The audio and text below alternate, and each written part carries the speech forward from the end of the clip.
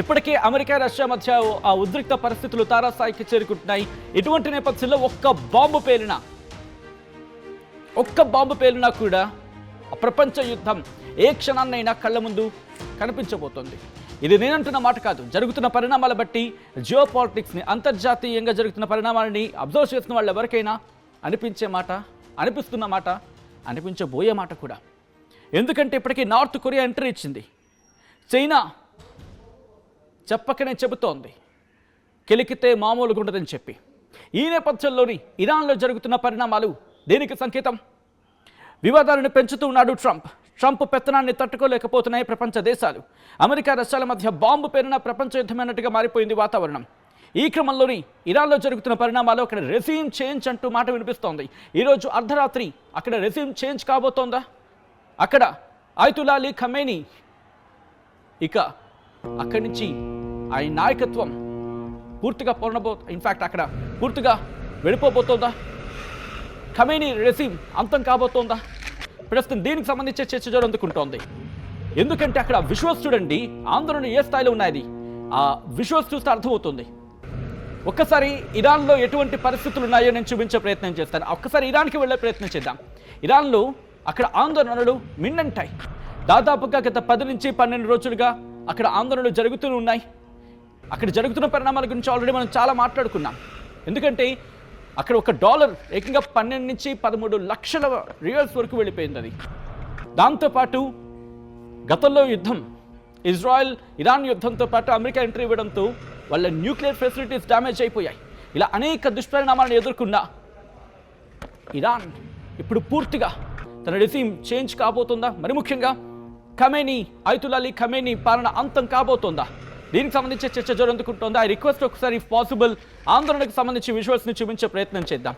ఎందుకంటే ఒక పక్క రష్యాలో ఉద్రిక్తత, ఇంకో పక్క వెనిజులాలో ఉద్రిక్తత, ఇంకో పక్క కొలంబియాలో ఉద్రిక్తత. గుస్తావో పెట్రోతో మాటలు యుద్ధానికి తెరలిపాడు. ఇంకో పక్క క్యూబా గురించి మాట్లాడుతున్నాడు.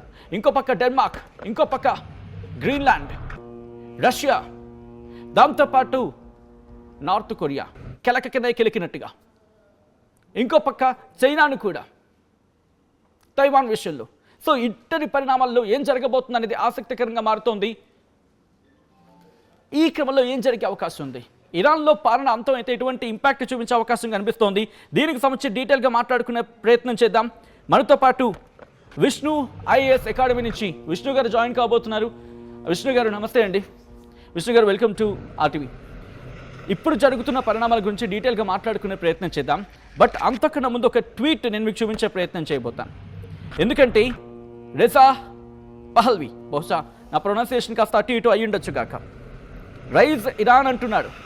ఈయన ఎవరో కాదు, షా కొడుకు. అంటే అక్కడ షా అంటే రాజు, అయితే రాజులు వాళ్ళ ఈయన అక్కడ యువరాజుగా పిలుచుకుంటూ ఉంటారు. కొద్దిసేపటి క్రితం ఆయన చేసిన ట్వీట్ కూడా ఇప్పుడు సంచలనంగా మారుతోంది. ఈరోజు అర్ధరాత్రి అక్కడ రెజ్యూమ్ చేంజ్ కాబోతుందంటూ ఆయన చెప్తున్నాడు. ఇందుకే ఆయన ఎవడు? ఆయన ట్వీట్ చేస్తే ఎందుకు ప్రపంచం ఆయన మీద దృష్టి సారిస్తోంది? ఇరాన్లో ఎటువంటి సిచ్యువేషన్స్ ఉన్నాయి? ఎందుకు ఇరాన్కి ఇటువంటి పరిస్థితి ఈరోజు వచ్చింది? ఇంతవరకు ఇరాన్లో కొద్ది రోజుల క్రితం మాట్లాడుకుంటే బుర్కా విషయంలో ఎటువంటి సిచ్యువేషన్స్ జరిగిందో చూసాం. సో కంటిన్యూ చేద్దాం. ఆయన చేసిన ట్వీట్, రెజా పహల్వి చేసిన ట్వీట్ నేను చూపించే ప్రయత్నం చేస్తున్నాను. ముందుగా I request ఒకసారి హోల్డ్ చేసే ప్రయత్నం చేయండి. Millions of Iranians demands their freedom tonight. In response, the regime in Iran has cut all lines of communication. It has shut down the internet. It has cut landlines. It may even attempt to jam satellite signals. I want to thank the leader of the free world, President Trump, for reiterating his promise to hold the regime to account. It is time for others, including European leaders, to follow his lead, break their silence and act more decisively in support of the people of Iran అంటూ కూడా ఆయన చేస్తున్న tweet. అసలు ఈయనవాడు ఎందుకు tweet చేశాడు? ఇవన్నీ మాట్లాడుకుందాం. ఎందుకంటే జియో పాలిటిక్స్లో పాయింట్ టు పాయింట్ కరెక్ట్ అయితేనే అర్థమవుతూ ఉంటాయి. కాబట్టి వాటిని క్లియర్గా మనకి ఎక్స్ప్లెయిన్ చేసేందుకు మనతో పాటు ఉన్నారు విష్ణు గారు. విష్ణు గారు, ఫ్రమ్ ద బిగినింగ్ మాట్లాడుకునే ప్రయత్నం చేద్దాం. 45, 46 ఏళ్ల పాలన ఒకవేళ ఇదే కనుక నిజమైతే అంతమైపోతుంది. మధ్యప్రాచ్యంలో ఇరాన్ అనేది లేకపోతే కనుక కంప్లీట్ గుప్తాధిపత్యం అమెరికా. ఒకసారి ఎక్స్ప్లెయిన్ చేసే ప్రయత్నం చేద్దాం. ఈ రోజు రాత్రి కనుక ఆయతుల్లా అలీ ఖమేనీ పాలన అంతమైపోతే ఇరాన్ పరిస్థితులు ఎలా ఉంటాయి? అమెరికాకి ఏమి కలిసి రావచ్చేది? ఖచ్చితంగా సచిన్ గారు, ఇందులోకి వెళ్ళే కన్నా ముందు మనం చరిత్ర తెలుసుకోవాల్సిన అవసరం ఎంతైనా ఉంది. 1944లో అక్కడ షా రెజీమ్ అనే రెజీమ్ ఫామ్ అయిందనమాట. 1944లో ఆ 1944 Shah regime United states of అమెరికాకి ఒక తొత్తులాగా, లేకపోతే యునైటెడ్ స్టేట్స్ ఆఫ్ అమెరికా చెప్పినట్టు వినే రెజీమ్ అనమాట. సో 1944 నుండి 1979 వరకు ఈ షా రెజీమ్ మొత్తము యునైటెడ్ స్టేట్స్ ఆఫ్ అమెరికా చెప్పిన విధానంలో వెళ్ళేది. 1979లో ఇస్లామిక్ రెవల్యూషన్ వచ్చి అయతుల్లా ఖమినీ గవర్నమెంట్, అయతుల్లే ఖమినీ రెజీము, ఇస్లామిక్ రెవల్యూషన్ అని అంటాం దీన్ని మనము, ఆరెంజ్ రెవల్యూషన్ అని కూడా అంటాము. సో ఓవరాల్గా ఇస్లామిక్ రెవల్యూషన్ వచ్చేసి 1979 నుండి ఈ రోజు వరకు మీరు చెప్పినట్టుగా ఈ రోజు అర్ధరాత్రి వరకు Islamic regime, Islamic government run అవుతుంది. సో దీనికి ఎక్కడి నుంచి పునాదులు పడ్డాయని తెలుసుకోవాల్సిన కూడా ఇంతనే ఉంది. 2022లో ఒక మజీనీ అనే ఆవిడ హిజబ్ కట్టుకోకపోవడం వల్ల అక్కడ మోరల్ పోలీసింగ్ బాగా ఉంటుంది. అంటే షరియా లాని మాత్రమే ఇంప్లిమెంట్ చేయాలి, వాళ్ళని మోరల్ పోలీసులు అని అంటారు అనమాట. వాళ్ళు తనని తీసుకొని జైల్లో పెట్టేసి కొట్టడం వల్ల తను చనిపోయింది. ఆ రోజు నుంచి మొదలైనటువంటి మూమెంట్ యాంటీ ఇస్లామిక్ మూమెంట్ 2022లో, తర్వాత 2024లో వచ్చినటువంటి ఎలక్షన్స్లో ప్రెసిడెంట్ ఇంతకుముందు ఉన్నటువంటి ఇబ్రహీం రైజ్ ఆయన గవర్నమెంట్, ఆ ప్రెసిడెంట్ మారిపోయి మొహమ్మద్ పెజల్ ఖాహీ అనే ప్రెసిడెంట్ ఫామ్ అయ్యాడు అనమాట. తర్వాత ఈ మనకి జూన్ 2025లో చూసుకుంటే 12 రోజుల యుద్ధం జరిగింది. Israel, United states of America ఇద్దరు కలిసి ఇరాన్ మీద 12 రోజుల యుద్ధం చేసిన తర్వాత అక్కడ ఉన్నటువంటి infrastructure, physical infrastructure, social infrastructure మొత్తం పేల్చేశారు ఆ 12 రోజుల యుద్ధంలో. అక్కడ మొదలైంది అసలైనటువంటి ప్రాబ్లం. సో ఎకానమీ జనరేట్ అవ్వట్లేదు, ఇన్కమ్ జనరేట్ అవ్వట్లేదు, ఎలాంటి డబ్బులు లేవు. ఒక్కసారిగా హైపర్ ఇన్ఫ్లేషన్ వచ్చింది, ద్రవ్యోల్బణం వచ్చేసి ఎంతవరకు వెళ్ళింది అంటే $1 14 లక్షల రియాల్. అక్కడ మూమెంట్ ఎలా అయిపోయింది అని అంటే బ్రెడ్ అండ్ ఎకానమీ ఉన్నటువంటి మూమెంట్ ఇప్పుడు మాకు బ్రెడ్ అండ్ ఎకానమీ కాదండి, మాకు రెజీమ్ చేంజ్, మాకు పవర్ కావాలి, మాకు మార్పు కావాలి, ఈ ఎన్ని రోజులని ఇస్లామిక్ రెవల్యూషన్లో ఉండాలి, మా పిల్లలకి ఫుడ్ కావాలి, మా పిల్లలకి చదువు కావాలని చెప్పేసి అక్కడ తీసుకొచ్చినటువంటి మూమెంట్ అనమాట. అది కంటిన్యూ అవుతూ ఈరోజు ఏం జరిగిందని అంటే అక్కడ మార్కెట్ ఉంటుంది, గ్రాండ్ బజార్ ఆఫ్ ఇరాన్. అది ఎకనామిక్ హార్ట్ ఆఫ్ ఇరాన్ అని అంటారు అనమాట. అక్కడ మొత్తం ట్రేడింగ్ సెంటర్, మన ముంబైలో ఉన్నటువంటి స్టాక్ ఎక్స్చేంజ్ లాగా అది మొత్తం ట్రేడ్ అంతా అక్కడ జరుగుతూ ఉంటుంది.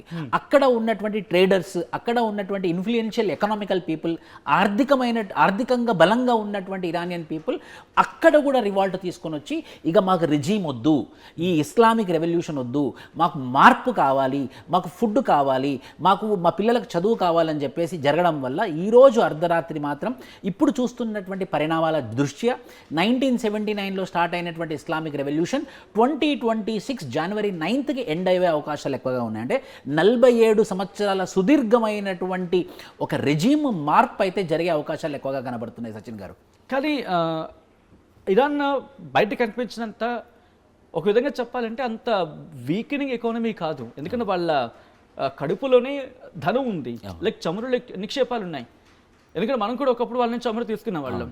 సో ఇప్పుడు దాన్ని మార్కెటింగ్ చేసుకోలేకపోతుంది. ఎందుకంటే రెండు ఇక్కడ సాధ్యాసాధ్యాల గురించి మాట్లాడుకుందాం విష్ణు గారు. నా దగ్గర డబ్బులు ఉండడం వేరు, ఆ డబ్బును ఉపయోగించలేకపోవడం వేరు, లేకపోతే నా దగ్గర డబ్బులు ఉన్నా బయట వాడు కొనకపోవడం వేరు, కొనకుండా చేయడం వేరు. ఇప్పుడు ఇరాన్ దేనికి ఇరుక్కుంటోంది? సో కరెక్ట్ ప్రశ్న సార్ మీది. అంటే ముఖ్యంగా ఏమవుతుందంటే ఇరాన్లో ఆయిల్, చమురు ఉన్నప్పటికి కూడా, ఆయిల్ నిల్వలు ఉన్నప్పటికి కూడా వాళ్ళ మీద ఆర్థికమైనటువంటి శాంక్షన్స్ విధించడం వల్ల, ఫర్ ఎగ్జాంపుల్ ఇండియా మీదనే ఎగ్జాంపుల్ చెప్తాను. ఇండియా మీదనే శాంక్షన్స్ ఉన్నాయి. ఏం శాంక్షన్స్ అంటే ఇరాన్ నుండి నువ్వు కొనుక్కోకూడదు, ఇరాన్ నుండి ఆయిల్ తెచ్చుకోకూడదు. సో వాళ్ళ దగ్గర ఆయిల్ ఉన్నప్పటికి కూడా మార్కెట్ లేదు, వాళ్ళ దగ్గర ఆయిల్ ఉన్నప్పటికి కూడా కొనేవాడు లేడు.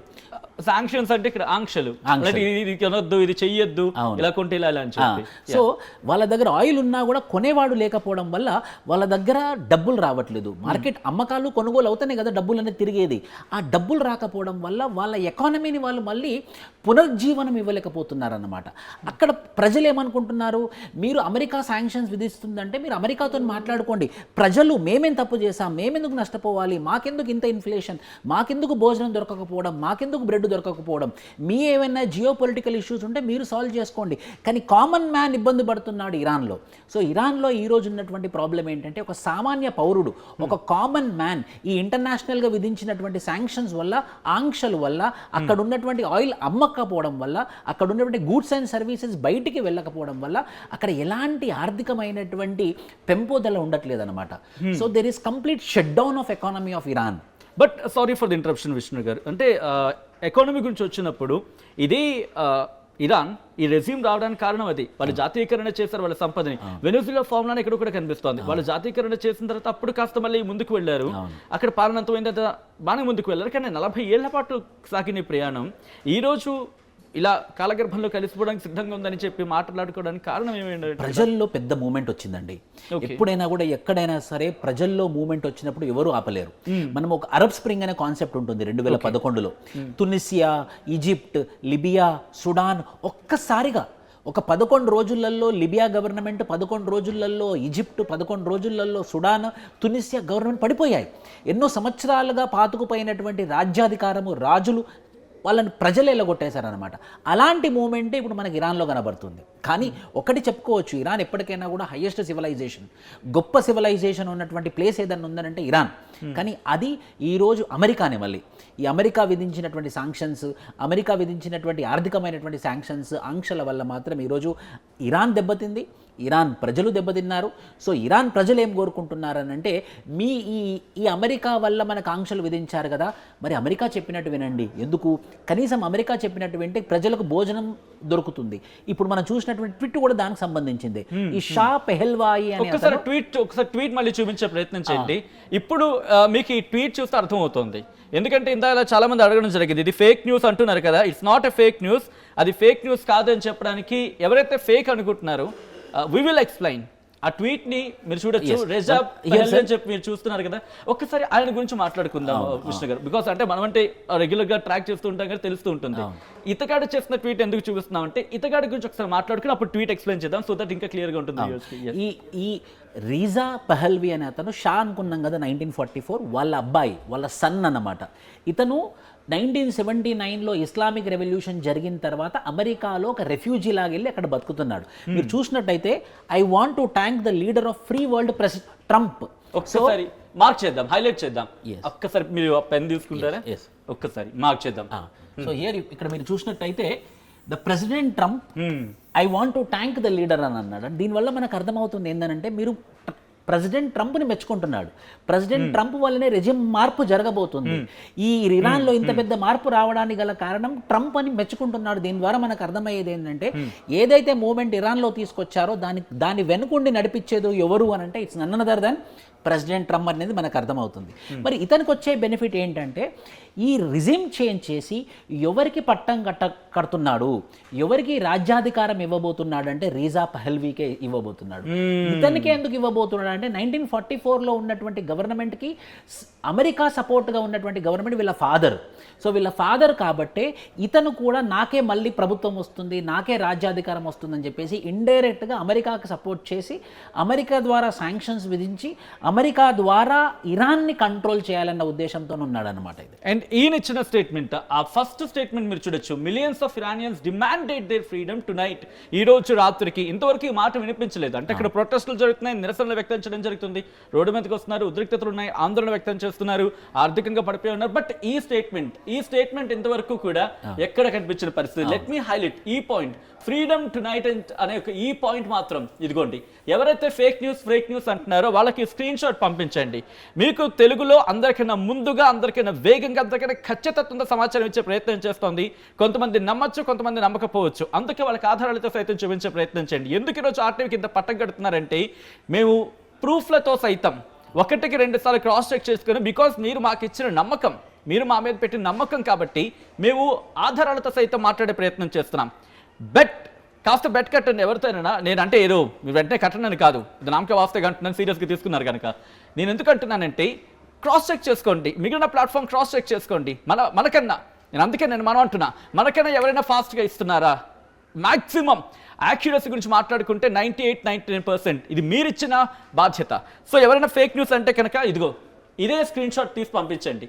అతగాడు చేసిన ట్వీట్ మనం ప్రూఫ్తో సైతం మాట్లాడుతున్నాం, ఆ విజువల్స్ని కూడా చూపిస్తాం అక్కడ ఎటువంటి పరిస్థితి ఉందనేది. Yes, sorry for the interruption, please continue. ఇది కూడా సో మెయిన్గా మనము ఇరాన్ యొక్క జియోగ్రఫికల్ మ్యాప్ కూడా మనం చూసినట్లయితే ఆ గల్ఫ్ అనే ప్రాంతం వెళ్తుంది. అక్కడ ఉన్నటువంటి చమురుల మీద ఈ యునైటెడ్ స్టేట్స్ ఆఫ్ అమెరికా కన్ను కూడా ఉంది. అదేవిధంగా వెనిజువేలాలో కూడా మనం రీసెంట్గా జరిగినటువంటి వెనిజువేలా మూమెంట్ కూడా మనం చూసినట్టయితే ఈ అమెరికా ఎక్కడెక్కడైతే చమురు నిల్వలు ఉన్నాయో, ఎక్కడెక్కడైతే ఆయిల్ నిల్వలు ఉన్నాయో, ప్రపంచం మొత్తం ఆయిల్తోనే నడుస్తుంది. కాబట్టి ఈ ఇరాన్ని వెనిజువేలాని, సౌత్ అమెరికాలో ఉన్నటువంటి వెనిజువేలాని, మిడిల్ ఈస్ట్లో ఉన్నటువంటి ఇరాన్, ఇవి రెండు కంట్రీస్ కనుక యునైటెడ్ స్టేట్స్ ఆఫ్ అమెరికా కంట్రోల్లోకి వచ్చేస్తే ప్రపంచం మొత్తం వాళ్ళ కంట్రోల్లో వచ్చేసినట్టు నమ్ముతుంది. అసలైన తొలి వెలుగు. ఫాలో వాట్సాప్ @తొలి వెలుగు అఫీషియల్.